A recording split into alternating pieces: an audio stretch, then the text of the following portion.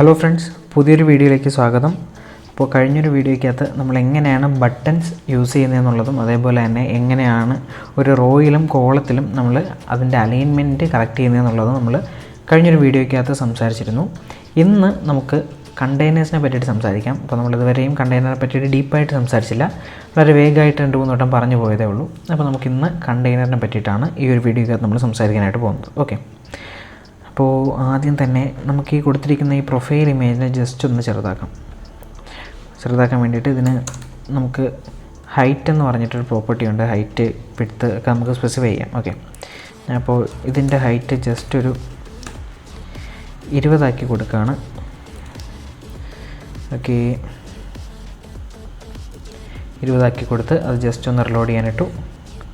കണ്ടില്ലേ, അവിടെ വളരെ ചെറുതായിട്ട് നമുക്ക് കാണാൻ പോലും പറ്റാത്ത രീതിയിൽ അത്രയും ചെറുതായിപ്പോയി. അപ്പോൾ ഞാൻ 20 മാറ്റിയിട്ട് ജസ്റ്റ് ഒരു 50 ആക്കി. ഓക്കെ, അതിന് 50 ആക്കി ഇവിടെ വെച്ചു. അത് ഞാനിവിടെ യൂസ് ചെയ്യാൻ സ്പേസിന് വേണ്ടിയിട്ടാണ് അങ്ങനെ ചെയ്തത്, അല്ലാതെ പ്രത്യേകിച്ച് യൂസ് ഒന്നും ഉണ്ടായിട്ടില്ല. ഇനി ഞാനിവിടെ ഏറ്റവും മുകളിലായിട്ട് എന്തായിരുന്നു നമ്മൾ ഇന്നലെ കഴിഞ്ഞ വീഡിയോയിൽ ചെയ്തതുപോലെ തന്നെ ഇവിടെ ഒരു മെയിൻ ആക്സിസ് അലൈൻമെൻറ്റ് കൊടുത്തിട്ടുണ്ടായിരുന്നു, സ്പേസ് ബിറ്റ്വീൻ എന്നുള്ളത്. അത് മാറ്റി ഞാൻ സ്പേസ് ഈവൻലി കൂടെ ആക്കുകയാണ്. ഓക്കെ, സ്പേസ് ഈവൻലി എന്നാക്കി. ഓക്കെ, സ്പേസ് ഈവൻലി ആകുമ്പോൾ എന്താണ് സംഭവിക്കുന്നത് എന്നുള്ളത് നമുക്കറിയാം. അതായത് നമ്മൾ കൊടുത്തിരിക്കുന്ന അലൈൻമെൻറ്റുകളിൽ നിന്നെല്ലാം മാറിയിട്ട് ഓരോ എലമെൻറ്റിനും ഈക്വൽ ആയിട്ടുള്ള ഡിസ്റ്റൻസിലേക്ക് അലൈൻ ചെയ്ത് വെക്കും. ഓക്കെ, അപ്പോൾ ഞാൻ ഇനി നമ്മുടെ പ്രൊഫൈൽ പിക്ചറിന് തൊട്ട് താഴെയായിട്ടൊരു കണ്ടെയ്നർ കൊണ്ടുവരാൻ പോവുകയാണ്. കണ്ടെയ്നറിനെ പറ്റിയിട്ട് പറയാനായിട്ടാണെന്നുണ്ടെങ്കിൽ കണ്ടെയ്നർ ഒരു വിസിബിൾ വിഡ്ജറ്റായിട്ടും ഇൻവിസിബിൾ വിഡ്ജറ്റായിട്ടും കണക്കാക്കാം. അതിൽ വിസിബിൾ വിഡ്ജറ്റ് എന്ന് പറഞ്ഞു കഴിഞ്ഞാൽ നമ്മളിപ്പോൾ ഇവിടെ കാണുന്ന ഈ ഒരു ഹലോ ഡിയർ സ്റ്റുഡൻറ്റ് എന്ന് പറയുന്നത് ഒരു വിസിബിൾ വിഡ്ജറ്റാണ്.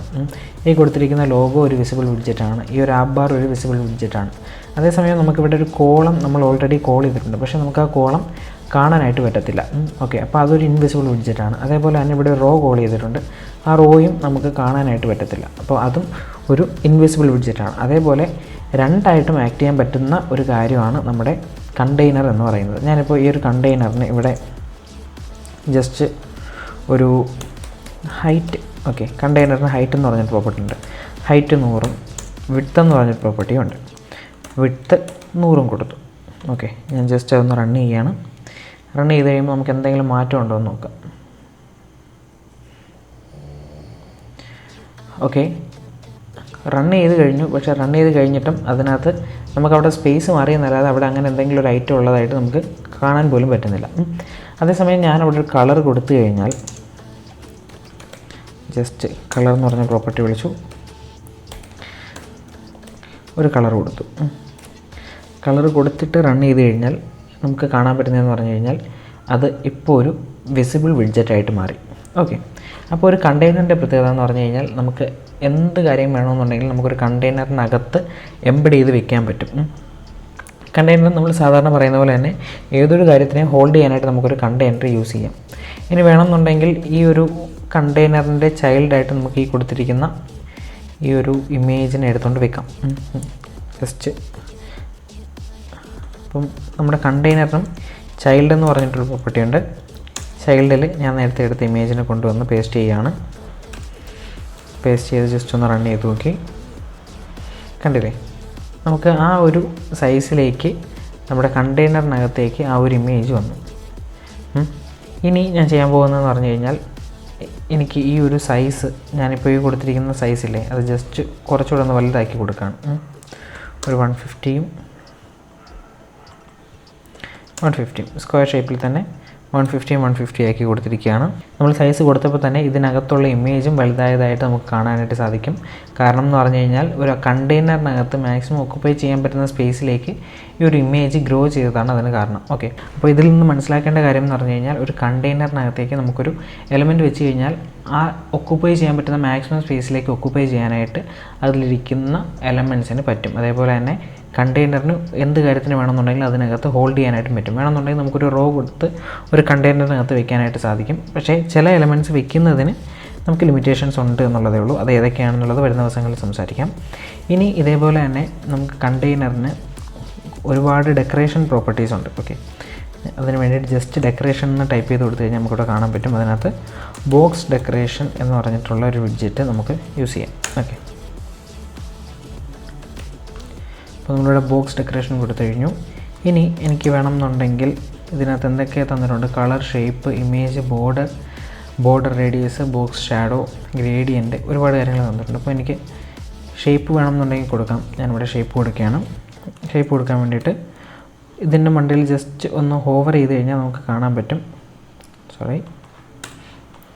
ഇപ്പോൾ ഷേപ്പിൽ എന്താണ് വരുന്നതെന്ന് അറിയാനായിട്ട് ജസ്റ്റ് ഇവിടെ നിന്ന് ഹോവർ ചെയ്താൽ കാണാൻ പറ്റും box shape. Okay, box shape dot വിളിച്ച് കഴിഞ്ഞാൽ നമുക്ക് ഏത് ഷേപ്പിലേക്ക് വേണമെന്നുണ്ടെങ്കിലും ആക്കാൻ പറ്റും. അപ്പോൾ ഞാനിവിടെ ബോക്സ് ഷേപ്പ് ഡോട്ട് സർക്കിൾ തന്നെ കൊടുത്തു. ജസ്റ്റ് ഒന്ന് റൺ ചെയ്ത് നോക്കാം.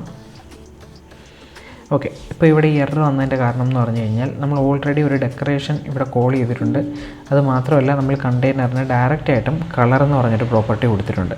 അപ്പോൾ രണ്ടും കൂടെ ഒരുമിച്ച് പറ്റത്തില്ല എന്നുള്ളതാണ് നമ്മുടെ ഫ്ലട്ടർ പറയുന്നത്. അതുകൊണ്ട് നമ്മൾ എന്ത് ചെയ്യാൻ പോവുകയാണ്, ഈ ഒരു കളർ എന്ന് പറയുന്ന പ്രോപ്പർട്ടി അവിടെ നിന്ന് കട്ട് ചെയ്ത ശേഷം നമ്മുടെ ഡെക്കറേഷനകത്തേക്ക് കൊണ്ടുവന്ന് പേസ്റ്റ് ചെയ്തു. ഓക്കെ, ഇതൊക്കെ നമുക്ക് നോർമലി വരുന്ന എറേഴ്സാണ്. ഇതെല്ലാം നമ്മൾ അപ്പോൾ തന്നെ സോർട്ട് ഔട്ട് ചെയ്യാം.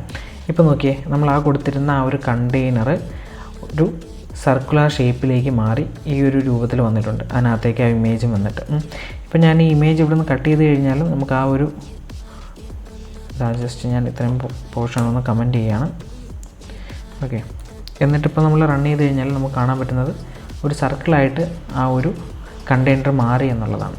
ഇനി എനിക്ക് ഈ ബോക്സിൻ്റെ ഷേപ്പ് സർക്കിൾ വേണ്ട എന്നുണ്ടെങ്കിൽ ഞാൻ അതിനെ ഇവിടുന്ന് റിമൂവ് ചെയ്തു. പക്ഷേ എനിക്ക് വേണ്ടതെന്ന് പറഞ്ഞു കഴിഞ്ഞാൽ ജസ്റ്റ് ഒരു സ്ക്വയർ വന്നിട്ട് അതിൻ്റെ എഡ്ജസ് മാത്രം കർവ് ചെയ്തിരുന്നാൽ മതി.